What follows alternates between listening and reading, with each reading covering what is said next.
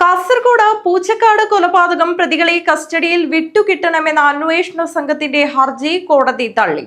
ഭാരതീയ ന്യായ സംഹിത പ്രകാരം ഇത്തരം കേസുകളിൽ കൂടുതൽ ദിവസം പ്രതികളെ പോലീസ് കസ്റ്റഡിയിൽ വിട്ടുകെട്ടുമെന്നുണ്ടെങ്കിലും 2023 കേസായതിനാൽ IPC ആണ് ബാധകമെന്ന കോടതി നിരീക്ഷണത്തോടെയാണ് ഹർജി തള്ളിയത്. പ്രതികളെ കസ്റ്റഡിയിൽ ആവശ്യപ്പെട്ട് ജില്ലാ കോടതിയെ സമീപിക്കാനാണ് അന്വേഷണ സംഘം ആലോചിക്കുന്നത്. പ്രവാസി വ്യവസായി പൂച്ചക്കാട് ഫാറൂഖിയ പള്ളിക്ക് സമീപത്തെ ബൈത്തുൽ റഹ്മയിലെ MC അബ്ദുൾ ഗഫൂർ ഹാജിയുടെ കൊലപാതകത്തിലും 596 പവൻ സ്വർണ്ണാഭരണങ്ങൾ കാണാതായ കേസിലും റിമാൻഡിലുള്ള പ്രതികളെ കസ്റ്റഡിയിൽ വിട്ടുകിട്ടണമെന്ന അന്വേഷണ സംഘത്തിന്റെ ഹർജി കോടതി തള്ളി.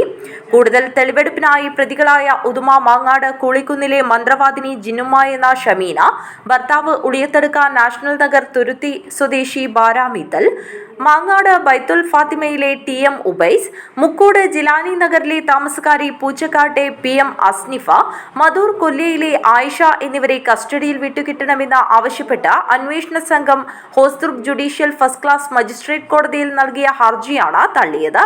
പുതിയ ഭാരതീയ ന്യായ സംഹിത പ്രകാരം ഇത്തരം കേസുകളിൽ കൂടുതൽ ദിവസം പ്രതികളെ പോലീസ് കസ്റ്റഡിയിൽ വിട്ടുകിട്ടുമെന്നുണ്ടെങ്കിലും 2023 കേസായതിനാൽ IPC ആണ് ബാധകമെന്ന കോടതി നിരീക്ഷണത്തോടെയാണ് ഹർജി തള്ളിയതെന്ന് അന്വേഷണ സംഘം വ്യക്തമാക്കി.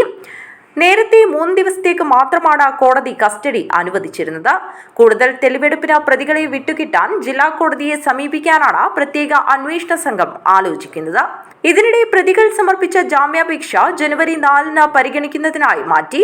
കേസിൽ നേരത്തെ അന്വേഷിച്ച ഉദ്യോഗസ്ഥരെ ഉൾപ്പെടെ ജാമ്യ ഹർജി പരിഗണിക്കുമ്പോൾ വിസ്തരിക്കണമെന്നാവശ്യപ്പെട്ട് പ്രതികൾ കോടതിയെ സമീപിച്ചിട്ടുണ്ട്. ഇതിനിടയിൽ കേസ് അന്വേഷണം നടക്കുന്നതിനിടെ പോലീസ് നടത്തിയ രാസപരിശോധനാ റിപ്പോർട്ട് ഉൾപ്പെടെയുള്ള രേഖകൾ പുറത്തായത് പോലീസ് സേനയിൽ കടുത്ത പ്രതിഷേധത്തിന് ഇടയാക്കിയിട്ടുണ്ട്. കൊല്ലപ്പെട്ട ഗഫൂർ ഹാജിയുടെ ഭാര്യ ഷെരീഫ ഗഫൂർ ഈ കേസിൽ കക്ഷി ചേർന്നു. 2023 ഏപ്രിൽ 14 കേസിനാസ്പദമായ സംഭവം. സ്വർണം ഇരട്ടിപ്പിക്കാമെന്ന് വിശ്വസിപ്പിച്ച് 596 പവൻ സ്വർണ്ണാഭരണങ്ങളാണ് ഗഫൂർ ഹാജിയിൽ നിന്ന് പ്രതികൾ തട്ടിയെടുത്തത്.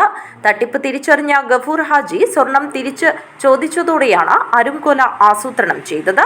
കേസിൽ 1.5 വർഷത്തിന് ശേഷമാണ് പ്രതികൾ അറസ്റ്റിലായത്. സംഘം തട്ടിയെടുത്ത സ്വർണ്ണാഭരണങ്ങളിൽ 96 പവൻ അന്വേഷണ സംഘത്തിന് വീണ്ടെടുക്കാനായി.